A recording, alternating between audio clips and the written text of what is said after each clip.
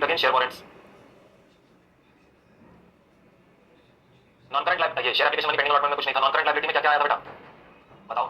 Long term borrowing आया था, deferred tax liability आया था, अदर लॉन्ग टर्म लाइबिलिटी आया था और लॉन्ग टर्म प्रोविजन आया था। खत्म हो गया। करंट लाइबिलिटी में बेटा देखो लॉन्ग टर्म बोरोइंग के सामने ही देखो इसके लिखो शॉर्ट टर्म बोरोइंग जो छोटे समय के लिए लिया गया है लोन। अब deferred tax liability non current में जाती है। करंट लाइबिलिटी में यहाँ पर क्या जाता है? ट्रेड पेबल्स, ये आ गया। उसके बाद अदर लॉन्ग टर्म लाइबिलिटी के साथ यहाँ पे सामने क्या जाएगा? अदर करंट लाइबिलिटी ओसीएल, और फिर उसके बाद शॉर्ट टर्म प्रोविजंस। बेटा मैंने पूरा लाइबिलिटी साइड आपके सामने समराइज कर दिया। बोलो क्या अब भी लर्न करने में दिक्कत है क्या? हेडर्स, ये हेडर्स याद करने हैं तुमको, बस इतना सिंपल तो है। 2 बार आराम से बैठ के पढ़ लो, पक्का हेडर याद हो जाएंगे सारे के सारे। समझ में आया? जी हाँ सर। ना ना let's move on to the asset side. पहले आप एक एक करके अपने साइड्स को समझ लीजिए, फिर उसके बाद हम क्या है आगे बढ़ जाएंगे, कोई दिक्कत नहीं। एसेट में भी 2 साइड्स हैं, एक है भाई साहब हमारे नॉन करंट एसेट्स और एक है हमारे करंट एसेट्स। कोई दिक्कत नहीं है सर। नॉन करंट के अंदर जो पार्ट नंबर ए है सबसे पहले, वो एक तो पीपीई की बात करता है और एक इंटेंजिबल एसेट्स की बात करता है। पीपीई क्या होता है? टेंजिबल एसेट्स जिनका लाइफ 12 महीने से ज्यादा है, जो अपन को बेनिफिट 12 महीने से ज्यादा कर देने वाले हैं फ्यूचर इकोनॉमी में, उनको बोलते हैं अपन पीपी। जो टेंजिबल होते हैं जिनको हम देख सकते हैं छू सकते हैं। इंटेंजिबल कौन से होते हैं बेटा? ऐसे जिनको अपन देख नहीं सकते, छू नहीं सकते, एग्जिस्ट करते हैं और बेनिफिट अपन को 12 महीने से ज्यादा देने वाले हैं, वो होते हैं इंटेंजिबल एसेट। तो सबसे पहले तो वो आ गए non current assets, land building plant machinery, PP में आ गया सारा। सॉफ्टवेयर्स इंटेंजिबल एसेट में आपको देखने को मिल जाएंगे, पेटेंट्स कॉपीराइट गुडविल, ये सब इंटेंजिबल एसेट में जाता है। ठीक है नाउ इन्हीं को डेवलप अगर मान लीजिए किया जा रहा है तो उनका जो भी वर्क इन प्रोग्रेस है वो भी इसी के नीचे आता है। जैसे अगर आप देखेंगे तो कैपिटल वर्क इन प्रोग्रेस, यानी ये जो पीपी का कोई कंस्ट्रक्शन चल रहा है, and intangible asset under development, अगर इंटेंजिबल एसेट को भी डेवलप किया जा रहा है तो वो यहीं पर आ जाएगा इसी के नीचे। एक ही हेडर में पीपी जो बन चुके हैं, इंटेंजिबल एसेट जो बन चुके हैं, फिर जो अंडर डेवलपमेंट वाले पीपी हैं और जो अंडर डेवलपमेंट वाले इंटेंजिबल एसेट हैं। कोई दिक्कत कोई परेशानी होनी नहीं चाहिए। एक बार ये खत्म हुआ, फिर बड़ा सिंपल सा है non current investments. Non current investment माने अरे बेटा वो इन्वेस्टमेंट जो तुम 12 महीने से ज्यादा होल्ड करने का इंटेंशन रखते हो on the date of acquisition, तो तुमने एक्वायर किया, तुम्हारा इंटेंशन था इसको 12 महीने से ज्यादा होल्ड करके रखूंगा, नॉन करंट इन्वेस्टमेंट। बाकी इसको हम और डिटेल में AS 13 एक पढ़ेंगे, उसमें आपको सिखाएंगे करंट और नॉन करंट इन्वेस्टमेंट्स के बारे में। यहाँ पर करंट इन्वेस्टमेंट भी आ रहा है नीचे, करंट एसेट्स। बाकी AS 13 आपको पढ़ाएंगे, इसी कोर्स में पढ़ाएंगे, बहुत मस्त AS है, उसमें और नॉलेज देंगे। फिर आएगा deferred tax asset. Deferred tax asset में मेरे बच्चे आपका AS 22, डेफर्ड टैक्स एसेट में आपका मेरे बच्चे AS 22 में ही कवरेज आपको सिखाएंगे, DDA DDL दोनों। Deferred tax asset deferred tax liability दोनों AS 22 में सिखाएंगे, अभी कुछ नहीं बता सकते उसमें, और ना आपको उसका भी जानने का जरूरत है वो क्या होता है। Long term loans and advances, जो मैंने किसी को एडवांस दिया है, लोन दिया हुआ है, I give a loan to Anshika for 5 lakh rupees for a tenure of 5 years. ये लॉन्ग टर्म लोन्स है, क्या मेरे लिए ये एक एसेट है? हाँ आ जाएगा long term loans and advances. And other non current asset जो कहीं पर भी ऊपर नहीं आया, जो कहीं पर भी ऊपर नहीं आया वो यहाँ पर आ जाएगा अदर नॉन करंट एसेट में, लाइक सिक्योरिटी डिपॉजिट गिवन।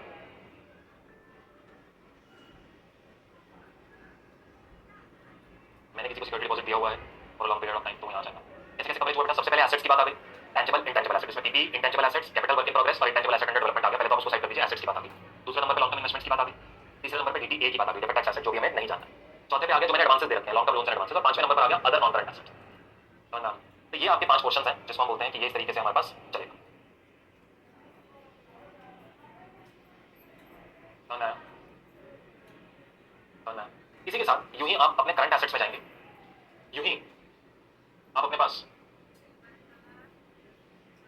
जाएंगे जब, तो आपको वहां पर भी सेम सी चीजें देखने को मिलेंगी। जैसे आपका नॉन करंट इन्वेस्टमेंट है तो उसके आगे करंट इन्वेस्टमेंट दिखेगा, और इन्वेंट्री मतलब जो आपके पास आपका स्टॉक इन ट्रेड है। जैसे अगर मैं बात करूं अपना टी शर्ट्स का जो बिजनेस है उसमें टी शर्ट्स की इन्वेंट्री होगी। अपना जो एयरलाइंस का बिजनेस है उसमें जो प्लेन्स है, जो अगर मैं एयरलाइंस जैसे मैं बनाकर बेचता हूं अगर प्लेन्स को, तो मेरे लिए वो इन्वेंट्री होगा। इन्वेंट्री क्या चीज होती है? जिसमें भी हम डील कर रहे हैं नॉर्मल कोर्स में। ट्रेड रिसीवेबल माने डेटर्स हो गए, बिल्स रिसीवेबल हो गए, यहाँ पे दोनों कवर हो जाता है, debtor plus DR।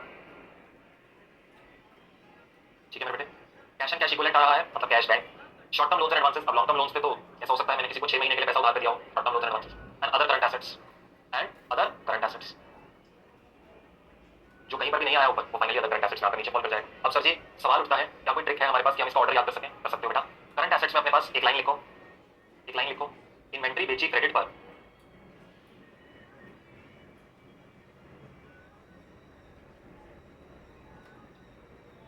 And cash receive किया। इन्वेंट्री बेची क्रेडिट पर एंड कैश रिसीव किया।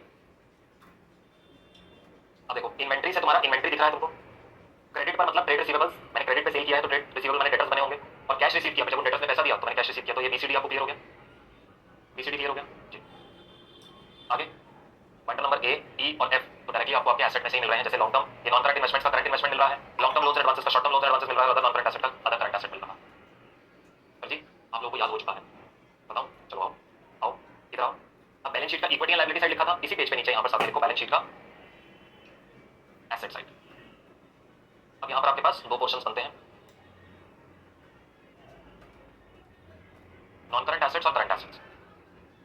ठीक है मेरे बेटे? नॉन करंट एसेट्स में आपके पास सबसे पहले क्या आता है, पीपी में शॉर्ट में लिख रहा हूँ बेटा अभी ना, क्योंकि अपन रिमेम्बरेंस के लिए लिख रहे हैं।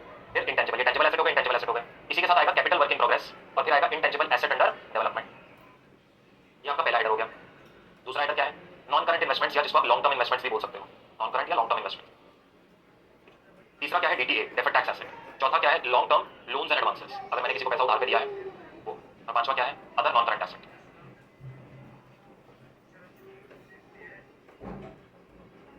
पांचवा क्या है, other non current asset. Current assets में अब देखो, जब हम लोग जाते हैं तो सबसे पहले अपने पास आ जाता है, क्योंकि पीपी और ये सब तो हो नहीं सकता, तो पहले लॉन्ग टर्म इन्वेस्टमेंट था, तो यहाँ पे आ गया हमारे पास हमारा करंट इन्वेस्टमेंट, माने जो 12 महीने तक हमने होल्ड करने का इंटेंशन रखा। उसके बाद अगला आइटम क्या आता है मेरे बेटे, अगला आइटम क्या आता है, इन्वेंट्री बेची क्रेडिट पर और कैश रिसीव किया। इन्वेंट्री बेची क्रेडिट पर, credit receivable, and cash receive किया, कैश एंड कैश इक्विवेलेंट। और फिर ई और एफ जो है वो तो सिंपल है, लॉन्ग टर्म लोन्स का short term loans and advances, और अदर नॉन करंट एसेट्स का अदर करंट एसेट्स। अब देखिए, the first and foremost thing is you need to learn this thing, जो मैंने अभी आपके सामने यहाँ लिख दिया है। ये आपको याद होना चाहिए कि इस हेडर में ये चार चीजें आ रही हैं, इस हेडर में ये चार आ रही हैं। अभी शायद इस टाइम पर आपको ऐसा लग रहा हो सर ये बहुत टफ है, and I can't really grasp these things right now, I am not able to remember, but trust me, when I do 10-15 questions with you in class and give you 10-15 questions at home, and if you do them, like if you're doing 30 questions with me in this chapter, I guarantee you my dear friends, you are going to remember these things for life. And schedule 3 आप ये ना सोचिएगा कि अगर आप इस chapter को सोच रहे हैं हम स्किप कर देंगे तो हमारा सी एंटर निकल जाएगा, नहीं निकलेगा। शेड्यूल 3 में जो बैलेंस शीट हम आपको सिखा रहे हैं वो आपको एल्गोमेशन में चाहिए, आप देखा हो, कंसोलिडेशन में जब आगे जाओगे ना वहां पे भी चाहिए, और आगे किसी भी चैप्टर में तुम्हारे को ये बैलेंस शीट का काम आ सकता है। वो किसी भी चैप्टर किसी भी एएस का मिला के क्वेश्चन दे देगा और कहेगा बनाओ जी बैलेंस शीट, तो ये ना सोचना कि बैलेंस शीट हम स्किप कर पाएंगे, नहीं कर पाओगे बेटा। फाइनल अकाउंट स्किप कर दिया था ना फाउंडेशन में बड़ी इजीली, ये नहीं कर पाओगे। इंस्टीट्यूट के तुम बेशक पीवाई उठा के देख लो, एमटीक्यू उठा के देख लो, वो ये बैलेंस शीट से क्वेश्चन डालेंगे डालेंगे। हम एल्गोमेशन में भी, कंसोलिडेशन में भी, और शेड्यूल 3 का क्वेश्चन भी देंगे। कोई दिक्कत कोई परेशानी, आज के लिए बस तुमको ये याद करना है। आज मैं तुम्हें होमवर्क में यही दूंगा कि ये बैलेंस शीट को रीड करो, इसको 2-3-4 बार रीड करो, लिखने की कोशिश करो इस बैलेंस शीट के फॉर्मेट। एक बेसिक नॉलेज हुआ कि बैलेंस शीट के लाइन आइटम्स ये हैं, तो इनमें ये चीजें आती हैं। मैं इसका ना कल डिटेल डिस्कशन करूंगा। अभी मैं आपको पीएनएल का भी ओवरव्यू दूंगा, तो बैलेंस शीट पीएनएल दोनों का ओवरव्यू आज हो जाएगा आपके पास, तो घर पे आप क्या कर सकते हो, इनको याद कर सकते हैं। कल जब हम आएंगे then we'll pick up one item like share capital. अच्छा, शेयर कैपिटल के नोट्स अकाउंट्स में क्या आता है, रिजर्व एंड सरप्लस, अच्छा इसमें ये आता है। फिर उसके बाद आगे बढ़ेंगे ना, लॉन्ग टर्म बोरोइंग्स ये आता है, लॉन्ग टर्म प्रोविजन ये आता है। फिर और अच्छा नॉलेज गेन करोगे तो अगर आप तैयार हो तो हम तो बेटा आपके लिए तैयार हैं। अब मैं आपको स्टेटमेंट ऑफ पीएनएल सिखाता हूँ, statement of PNL, profit and loss. आइए अपने अनेक्चर में ही, आई होप आपको ये इनिशियली याद हुआ होगा कुछ लाइन आइटम्स, अपने अनेक्चर में ही मेरे बच्चे पेज नंबर 11.168 तक आओ।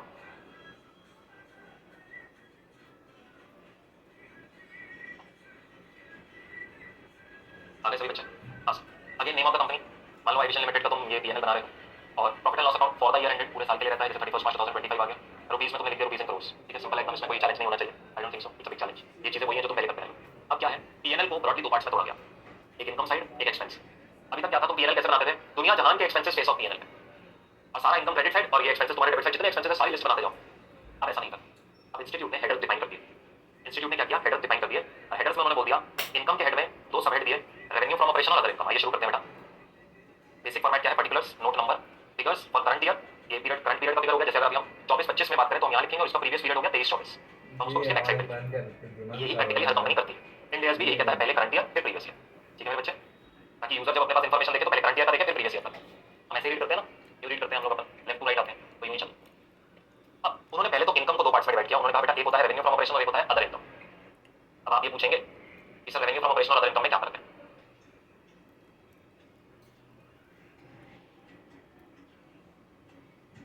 रेवेन्यू फ्रॉम ऑपरेशन बेटा वो होता है जो मैं अपने धंधे से कमाता हूँ, लाइक मेरा बिजनेस है टी शर्ट्स को सेल करने का, ठीक है, तो टी शर्ट बेचकर मैंने कितना कमाया उसको कहते हैं रेवेन्यू फ्रॉम ऑपरेशन। मतलब मैंने अपने नॉर्मल कोर्स में कितना पैसा कमाया, नॉर्मल कोर्स में मतलब अपना मैंने अपना ये जो मैं इन्वेंट्री में डील करता हूँ उसको बेच के कितना पैसा कमाया। अच्छा चलो सर इन्वेंट्री नहीं है, मैं सर्विस सेक्टर में हूँ, मैं सीए की सर्विसेज दे रहा हूँ, तो मेरे लिए रेवेन्यू फ्रॉम ऑपरेशन क्या होगा, जो मैंने अपनी सीए की सर्विसेज देकर कमाया, ये बात क्लियर होती है, वो होता है रेवेन्यू फ्रॉम ऑपरेशन।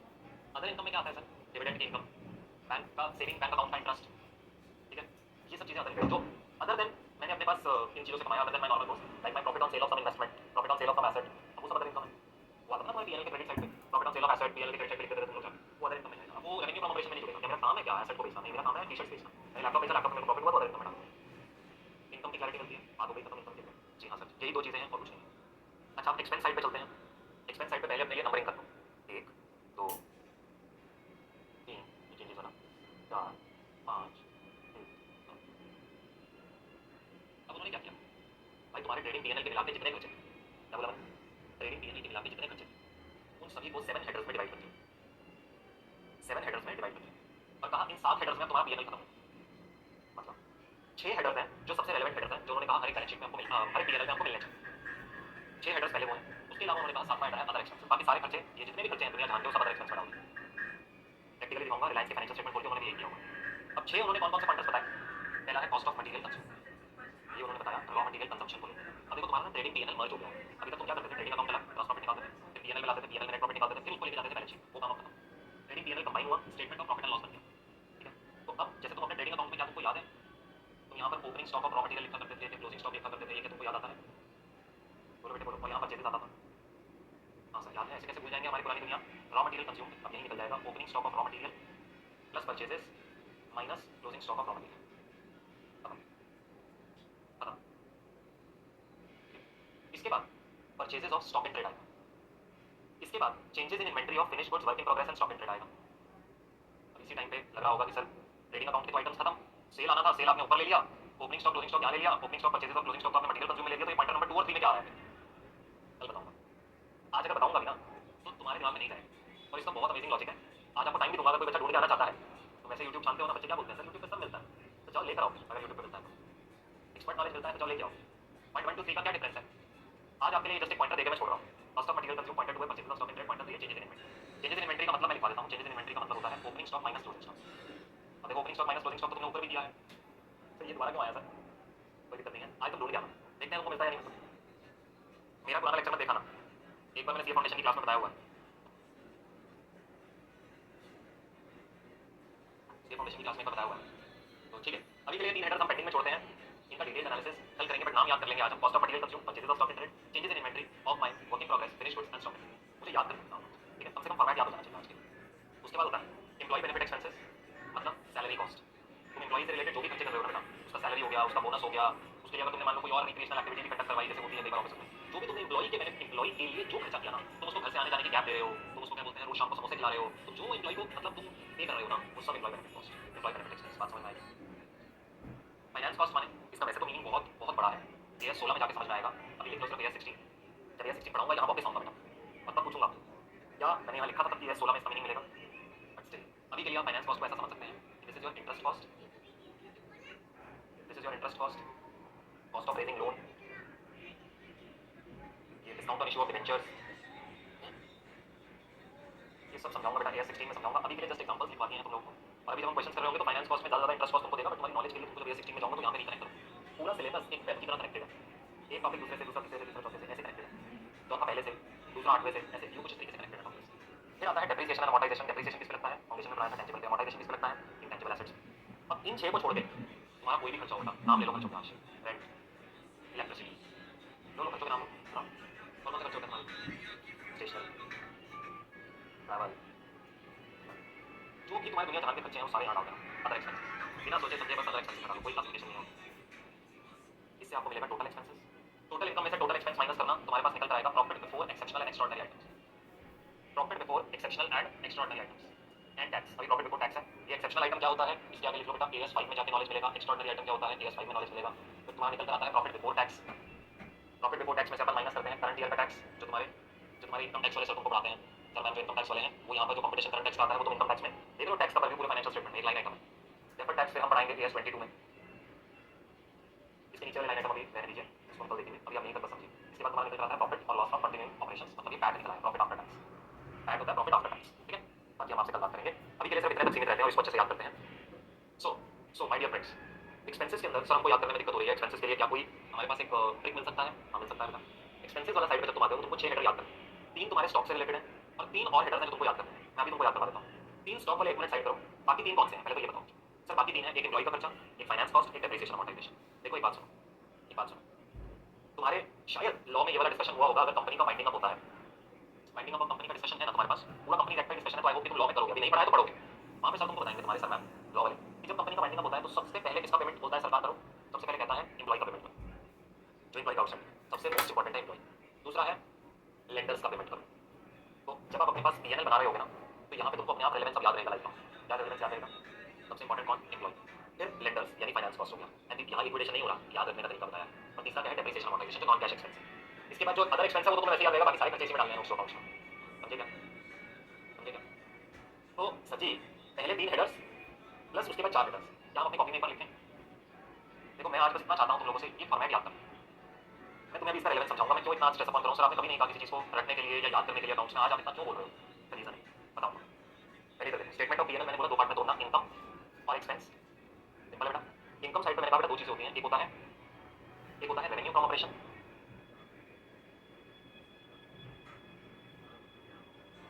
और एक होता है मेरे बच्चे आपके पास अदर इनकम्स। बस जितना भी तुम्हारा सेल का नंबर है ना वो यहाँ आ जाता है, सेल का नंबर, और जितना भी अदर देन सेल है, जो भी बाकी सेल को छोड़ के कुछ भी जो भी है वो सब यहीं आता है अदर इनकम्स, जो भी तुमने कमाई करी अदर देन सेल। ठीक है, अब मैं तुम्हें एक्सपेंसेस याद करवाता हूँ। देखो तीन तो तुम्हारे स्टॉक से रिलेटेड हिंट देता हूँ, जो बच्चा अपने पास एक्चुअली में आइडेंटिफाई करना चाहता है कि वो 1 2 3 वो क्या थे।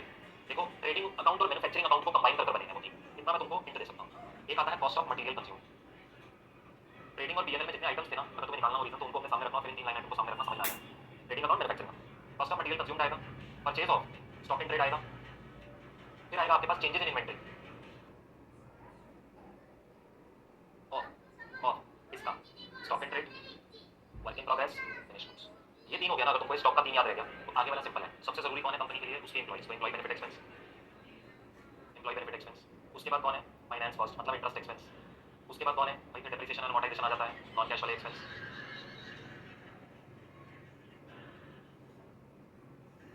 और फिर क्या है, अदर एक्सपेंसेस। फिर क्या है बेटा, अदर एक्सपेंसेस।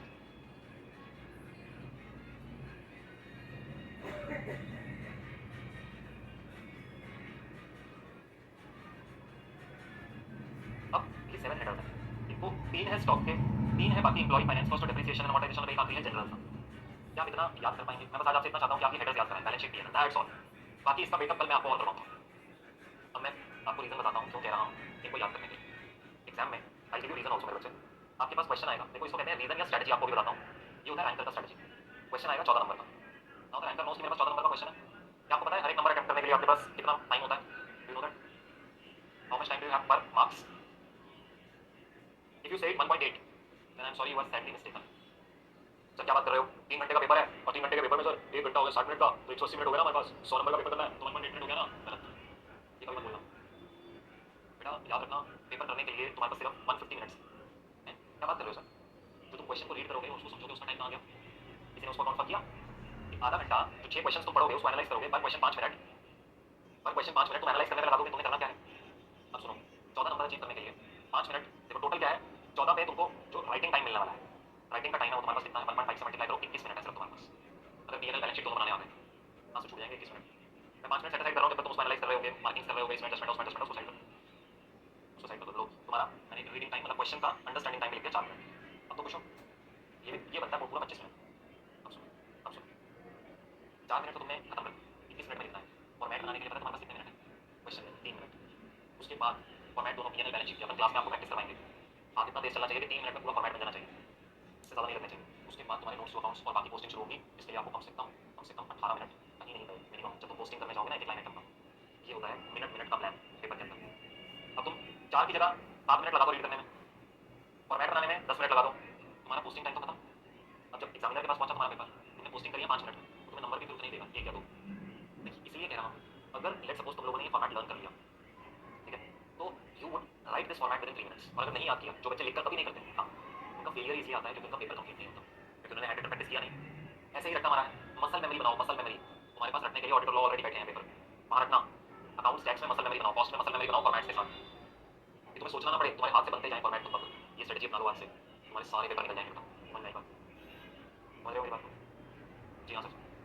आज के लिए इतना ही। एक चीज़ आपको बता दें बेटा, अब अपने पास एक मिनट अपने मॉड्यूल का है, अपने मॉड्यूल का आईसीआई, यहाँ पर आपको जो चैप्टर नंबर 11 के बारे में फाइनेंशियल स्टेटमेंट्स वाला इस पे आइए, पेज नंबर 11.2 से यहाँ से आप देखना शुरू करिए मीनिंग ऑफ कंपनी। कंपनी का मतलब क्या है, which is company incorporated under, company से हो सकते हो any other private companies act, types of companies, different types of companies, ये सब public company, private company, small company, ये सब आप लोग ऑलरेडी पढ़ चुके हो। Maintenance of books of accounts, जो कंपनीज को करना है, ये सब लॉ में आप पढ़ रहे हो बेटा, सेक्शन 128 लॉ में।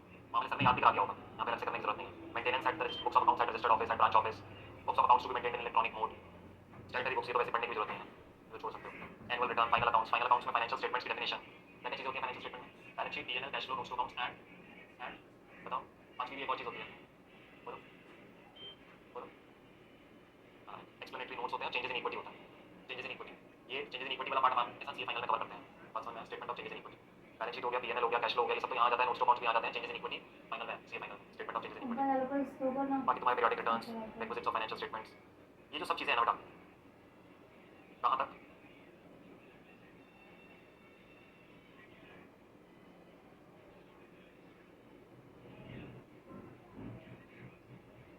पेज नंबर 11.13 का ये आप सेल्फ रीड करेंगे, ये सब लॉ में ऑलरेडी कवर्ड है थ्योरी, अकाउंट्स में हम लोग इसको दोबारा से कवर नहीं करेंगे, लॉ में आप याद भी करते हैं, वो फिर क्या होता है डिफरेंट वर्डिंग डिफरेंट लैंग्वेज हो जाती है तो दिक्कत आती है। तो आज का आपका होमवर्क यही रहेगा, साथ में रीडिंग करना है, अभी अगर नहीं कर पाओगे तो कोई बात नहीं, आगे आपका दो छुट्टी आ रहा है, एक आपकी संडे की रहेगी और मंडे की रहेगी, तो आपको टाइम रहेगा, ऐसा नहीं है मैं लिखवा जरूर रहा हूँ, तब रीड कर लेना बेशक, और ये देख लेना कि तुम कर जरूर लेना इसको रीडिंग। तो रीडिंग दिया है आज के लिए 11.2 टू दिस, ये अपने पास, और एक मैं डिविडेंड के नोट्स डालूंगा, 4-5 पेजेस के हैं, ज़्यादा नहीं है, उनकी नोटिंग कीजिए बस। रीडिंग आपके जो आगे आपका वीकेंड का छुट्टी आएगा उस पर कर लीजिएगा, डिविडेंड के नोट्स को जरूर से उतार लीजिए, ठीक है बेटे। आज के लिए बस इतना ही, आप लोगों को कोई सवाल है तो आप लोग बैठ सकते हैं, वरना आप लोग जा सकते हैं, आज की क्लास यहीं पर समाप्त होती है। थैंक यू वेरी मच, किसी बच्चे को कोई डाउट हो तो वो मुझसे पूछ सकता है, ठीक है। कोई डाउट, कोई क्वेश्चन? जो आज आपको दिया है बेटा बैलेंस शीट लर्न करनी है, वो format of balance sheet and PNL learn करना है, समझाया है, पीएनएल और बैलेंस शीट का फॉर्मेट आपको उसको लर्न करना है।